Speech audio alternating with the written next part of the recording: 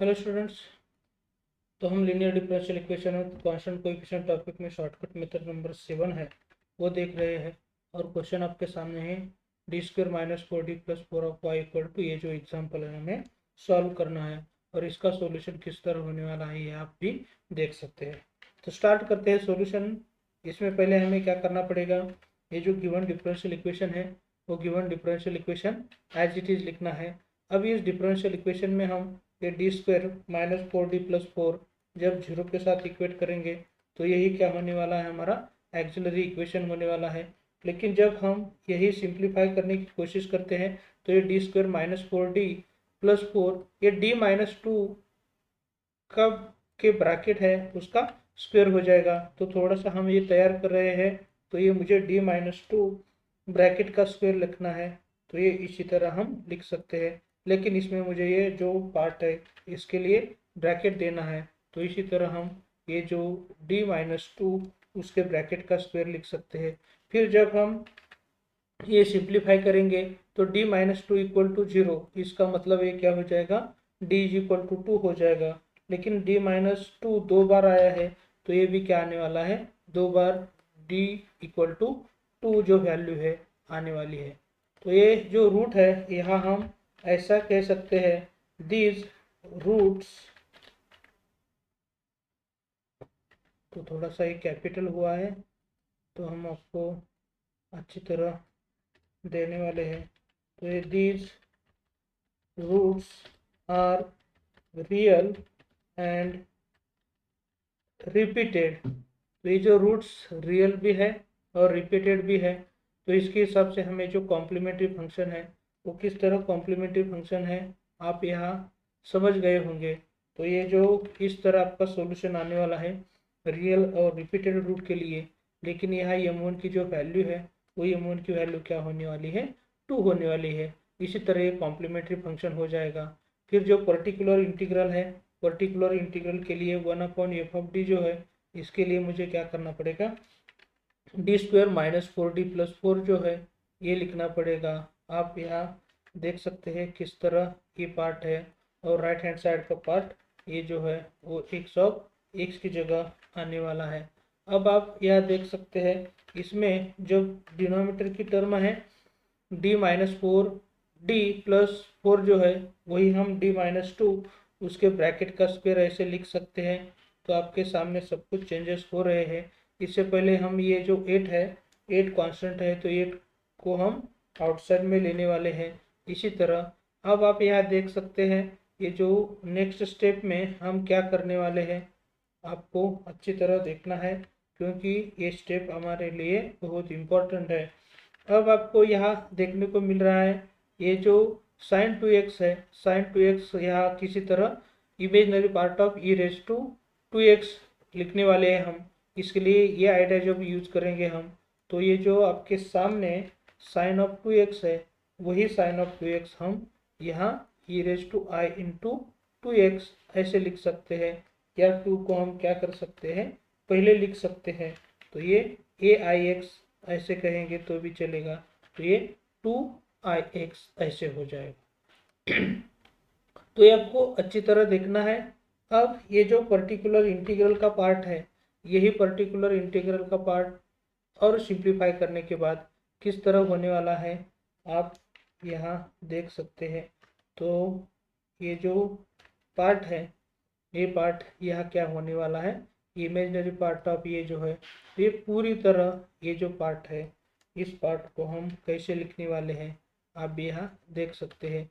8 times imaginary part of क्या हो जाएगा, इसी तरह पार्ट ये हम यहाँ लिख सकते हैं। तो ये आपको मैंने किस तरह लिखा है ये अच्छी तरह समझना पड़ेगा। अब इसके बाद जो कुछ प्रीवियस एग्जाम्पल में किया था वही यहाँ भी करना है। तो एकदम सिंपल तरीके से 8 इंटू ये जो पार्ट है ये पार्ट हो जाएगा। फिर हमें लॉज ऑफ इंडाइसेस जो है वो लॉज ऑफ इंडाइसेस यूज करने हैं। तो किस तरह लॉज ऑफ इंडाइसेस होने वाले हैं यहाँ आप देख सकते हैं। इसमें e⁻²x और यहाँ e⁻²ix है, तो यहाँ क्या होने वाला है, 2 भी कॉमन आ जाएगा और x भी कॉमन आ जाएगा। तो ये 2 कॉमन आने के बाद यहाँ किस तरह पार्ट होने वाला है, नहीं तो हम ऐसा भी लिख सकते हैं 2 प्लस, तो यहाँ थोड़ा सा हम ये 2 प्लस 2i ऐसे भी लिखने वाले हैं। तो यहाँ आप देख सकते हैं 2 प्लस 2i, लेकिन यहाँ सिर्फ मैंने ये जो x है x को ही कॉमन लिया है। तो इसी तरह आपको क्या करना पड़ेगा, ये सिंप्लीफिकेशन करना पड़ेगा। अब आपको ये जो पार्ट सिंप्लीफाई करना है, इसके लिए e raise to x into ही यहाँ अलजेब्रिक फंक्शन है, तो यहाँ हम क्या कह सकते हैं, take e raise to x outside, लेकिन एक्स ए के जगह यहाँ जनरली क्या पार्ट हम ले रहे हैं ये भी आपको अच्छी तरह देखना है। ए के जगह मुझे क्या करना है, 2 प्लस 2i लेना है, तो हर जगह ए की जगह क्या होने वाला है, 2 प्लस 2i होने वाला है। तो ये आपको अच्छी तरह देखना है। e raise to 2 plus 2i into x outside लेना है एंड देन रिप्लेस ऐसे करना है। तो ये इसी तरह आपको जो पार्ट करना है आपको भी यहाँ अच्छी तरह देखना है। अब इस पार्ट में किस तरह ये जो रिप्लेसमेंट होने वाला है ये भी आप देख सकते हैं। तो यहाँ ये जो एक्सपोनेंशियल का जो टर्म है वो टर्म में यहाँ आउटसाइड में मीन्स ये जो 1/d minus 2 bracket square operator है उसके आउटसाइड में लेना है, लेकिन मुझे d के जगह क्या करना है, d प्लस ये क्या हो जाएगा, तो थोड़ा सा मैंने प्लस यहाँ करना पड़ेगा, तो ये d प्लस ऐसे करना पड़ेगा। तो ये d का कलर मुझे मेंटेन करना है। तो इसी तरह जो मैंने किया है आप शायद अच्छी तरह देख रहे हैं। तो ये रिप्लेसमेंट तो मैंने कर दिया है, d का replacement d plus 2 plus 2i से करना है, तो इसी तरह मैंने भी किया है।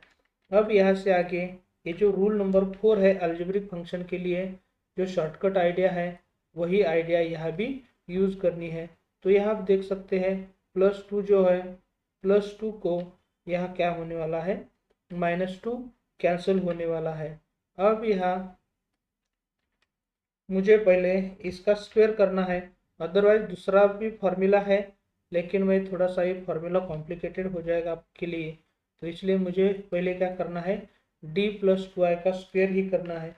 तो ये d प्लस 2i का स्क्वायर आप भी आपके सामने देख सकते हैं, ये क्या हो जाएगा, d स्क्वायर प्लस क्या हो जाएगा 4i होने वाला है, और फिर इसके बाद क्या हो जाएगा +2i का स्क्वायर, ये हो जाएगा 4i स्क्वायर, लेकिन 4i स्क्वायर की वैल्यू जो है i स्क्वायर की वैल्यू वो -1 होती है।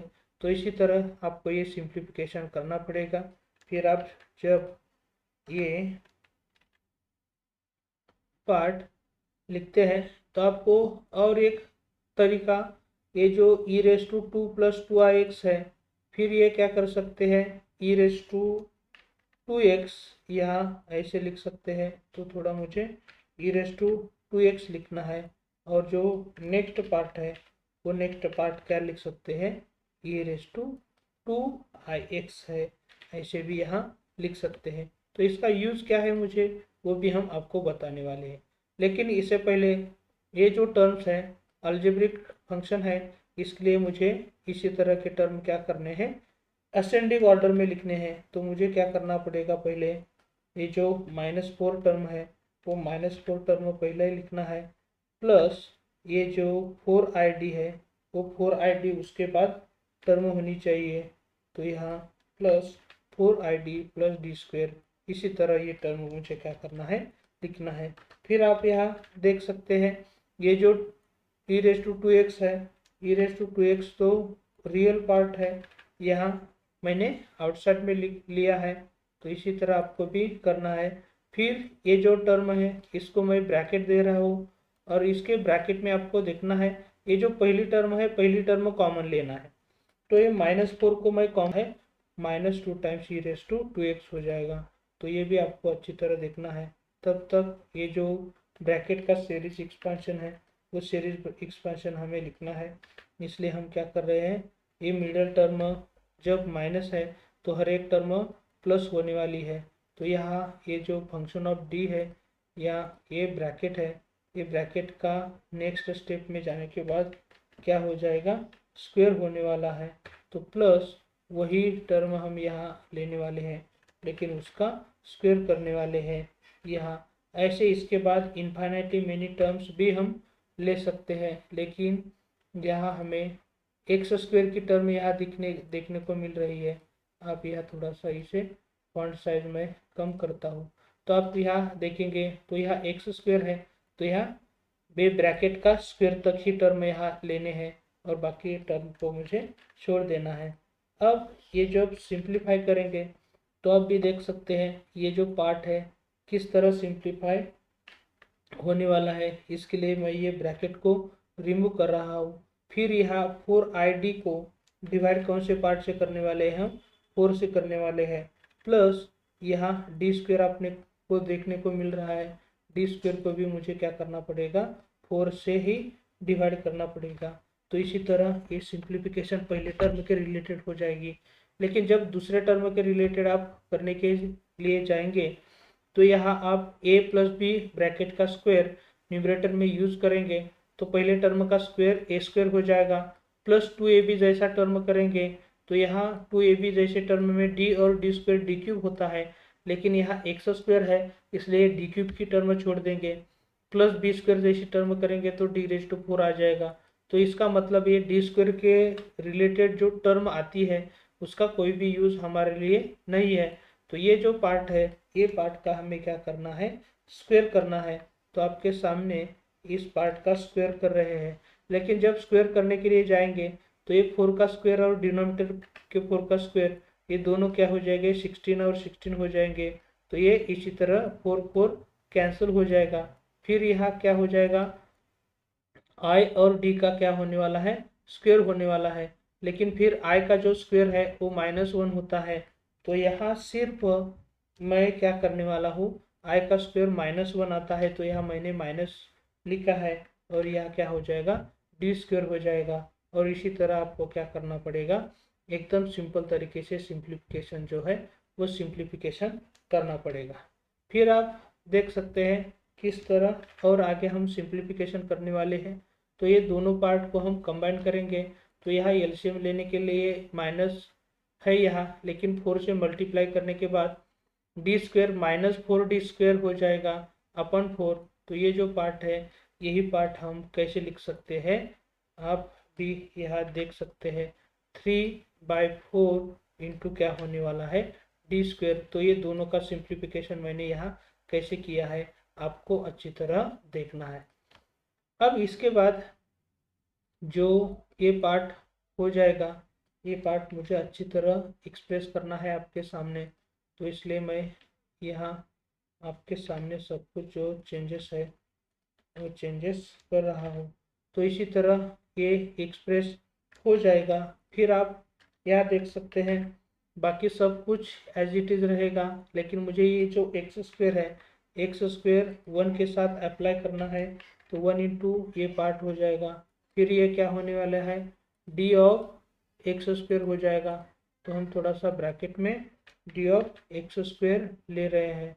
तो ये इसी तरह एक्स स्क्वायर यहाँ भी और ये डी स्क्वायर जो है यह भी क्या हो जाएगा, अप्लाई होने वाला है। लेकिन ये जो पार्ट है ये पार्ट थोड़ा सा हम क्या करने वाले हैं, इसी तरह लिखने वाले हैं। लेकिन फिर आप देख सकते हैं यहाँ ही मुझे थोड़ा सा चेंज करना चाहिए था। तो ये 4id/4 है, तो ये सिंप्लीफाई करने के बाद यहाँ नहीं, तो यहाँ हम थोड़ा सा क्या कर रहे हैं, सिंप्लीफिकेशन कर रहे हैं। तो इसके सिंप्लीफिकेशन में आपको किस तरह टर्म देखने को मिल रही है, तो ये सिर्फ क्या हो जाएगी, id टर्म ही देखने को मिलेगी। और यह भी i ही सिर्फ लिखना पड़ेगा और d तो मैंने आपके सामने लिया ही है। तो इसी तरह भी आपको क्या करना है, सिंप्लीफिकेशन करना है। फिर आप यहाँ जब और सिंप्लीफिकेशन करेंगे तो यहाँ क्या हो जाएगा, 1 इंटू एक्स स्क्वायर को एक्स स्क्वायर ही होना है। तो D of x square means derivative of x square जो हो जाएगा वो 2x हो जाएगा। तो हम क्या करते हैं, ये 2x जो लिखने वाले हैं वो हम 2x पहले ऐसे लिखेंगे।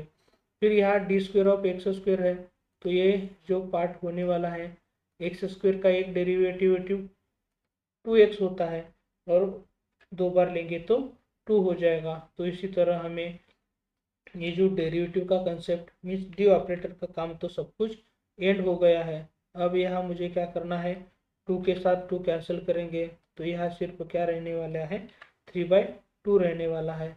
अब इसी तरह हमें क्या करना है, ये सिंप्लीफिकेशन करने वाले हैं।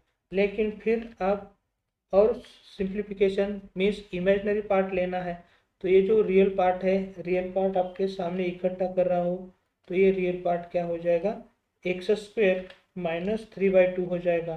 तो ये एक्स स्क्वेयर माइनस 3/2 को हम क्या करने वाले हैं, एक ब्रैकेट में लेने वाले हैं और ये क्या होने वाला है, i इंटू 2x हो जाएगा। अब ये कुछ जो है इसे हम इग्नोर कर सकते हैं क्योंकि इस पार्ट का कोई भी हमें मतलब नहीं है, तो इसे हम डिलीट करना ही पसंद करेंगे। अब यहाँ आपको अच्छी तरह देखना है, ये जो e⁻²ix है वो कैसे हम एक्सपोनेंशियल यूलर्स आइडेंटिटी को यूज़ करेंगे।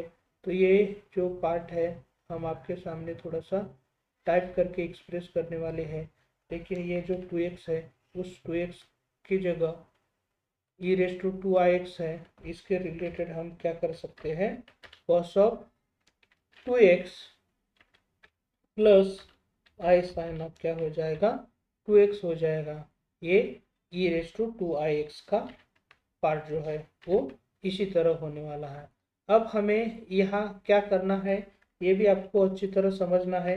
यहाँ मुझे ये जो दोनों पार्ट प्रोडक्ट में है इसका इमेजिनरी पार्ट लेना है।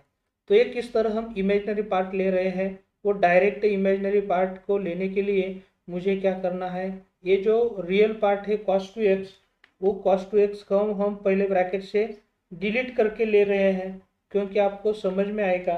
ये डिलीट करने के बाद ये जो रियल पार्ट है, ये रियल पार्ट और जो बाकी जो है इमेजिनरी पार्ट दूसरे ब्रैकेट का एक साथ हम कंबाइन करने वाले हैं।